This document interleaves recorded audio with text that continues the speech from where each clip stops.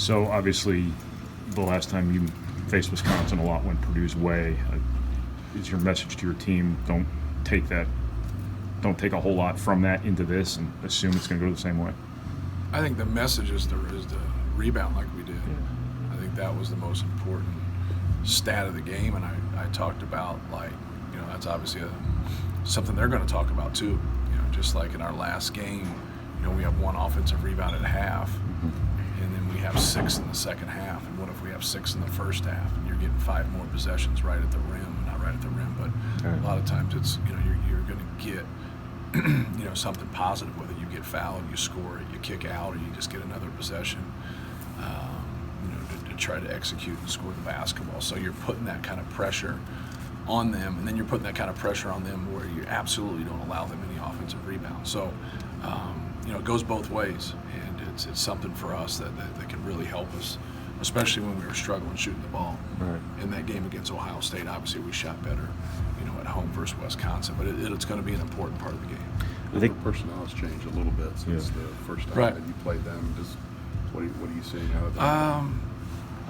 Well, obviously they played really well in the previous game, just like they did the first time we played. They made a lot of threes against Nebraska in both those games. That's who they played when we beat them here. They had 18 threes at their place. Now Davison just had 8 threes in a game. Trice was 5 for 6. He was 8 for 11. So they got 13 threes from 2 guys. Pritzel didn't make any, but we all know how dangerous he is and how he can really get on a run. But they got a lot of guys that can shoot, lean forward, can knock down shots. So they both of their bigs, can make threes. So you can go right across the board. They put a lot of skill out there. So you have to do a good job of, not letting them, get angles and break you down off the dribble. You got to keep them in front of you, because when you do and you have to help, now you're a pass or 2 away from having to contest a 3. But no, it's really no different, to be honest with you. Obviously they lost the 1 player, but that's just more minutes for other guys that can play too. They're not, Wisconsin's not putting anybody in the game that can't play. And that's as long as you got some depth, which they do. It's really no different. Is there a challenge in your team? Obviously being in the same situation as half the Big Ten, where you're kind of right on the fringe of the NCAA tournament in most people's eyes. Is there any challenge in them not making every game into more than it is at this point of the season?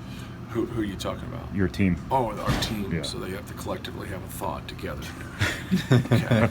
I was just like, you're saying they, and I was like, okay. Just trying to get each individual guy to do their job and understand what they need to do, instead of talking in theory or looking at a big picture in that context, because you still come down to the things we talked about earlier.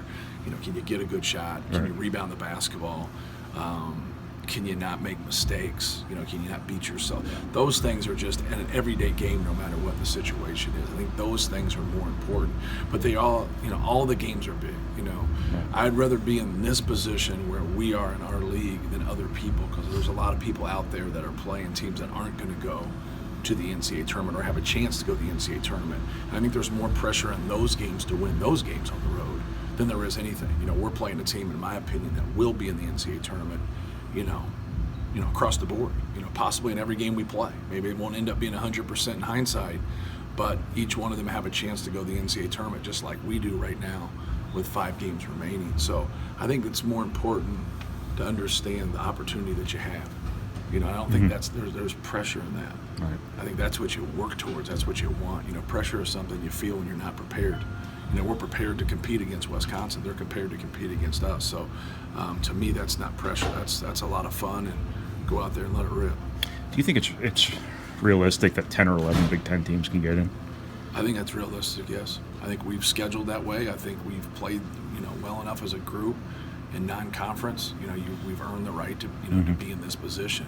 Some people don't schedule themselves into a great position, and some people don't play against quality competition when they get into the last 3, 4, 5, 6 teams in their league. It depends on their league, and we have that, and we have that this year. So hopefully we can keep that and stay consistent across the board, in years to come.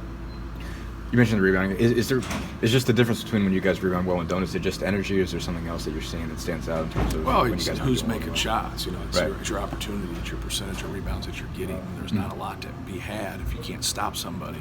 It's hard. If you play better defense, you got a better chance to rebound. And with that being said, they have a better chance to offensive rebound. So it can work in your advantage. It can also work against you.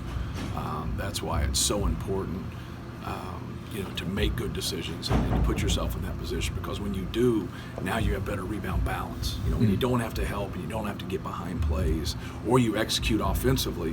When you execute offensively and everybody's connected, now you know where the shots are coming from offensively, so you can be a little bit quicker, to get to the weak side or pick up the flight of the basketball to help you get those offensive rebounds.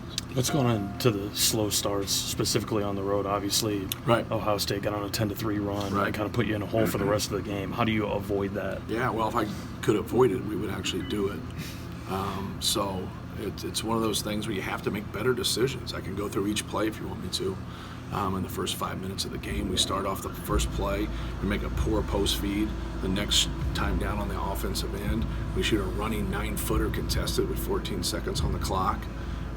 We take a 3 after one pass, and Travion's wide open around the 16.5-minute mark.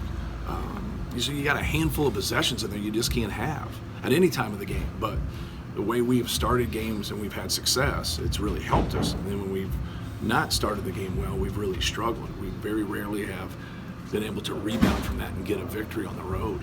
And you just have to play better. And even in our 3 road games, we're not that great at the start of the game, but we're also not in that huge hole that you mentioned. We're not at 10-3. And then defensively, we have a transition defensive mistake right away. And Caleb Wesson, just gets a 3. And to me, it's just mind-blowing. Like, we give up a couple things right away, and then we make poor decisions right away. And that's how you end up getting to 10-3. So you talk about it, but it's different aspects of the game. It's just not something you can rubber stamp. You have to make good decisions, on both ends of the court to give you a better chance to score the ball, and then give you a better chance for them not to score the ball. First media timeout, you have a pretty good idea of what kind of battle you're going to be in, right? Yeah, I told our guys, I said it's like Jekyll and Hyde. It's coaching 2 different teams. I love the team that played in Bloomington. I want to coach that team. That's the team I like. I don't like the other team. I don't like anything about it. And so it's like, to me, it's more of a mental toughness to make good decisions and know what you're doing on defense. It's, if you don't know what you're doing and you're not ready for the opportunity, it's different. But when you're young and you get late in the season, aren't you really a sophomore? And aren't the sophomores really a junior in terms of experience and all the games that you play and building habits? And it's not like we start practice on November 1st. We start in late September, and we put in a lot of time to it. We don't have 8 defenses. We have 1. And so you stick to your rules. And when you break down off those rules, we struggle. But there's no question with that. That's obvious. That's an obvious statement right there. And it's something you try to change from a basketball, kind of the practicality of things. It's like, hey, do your job, do what you're supposed to do. And when we do those things, our success rate goes up.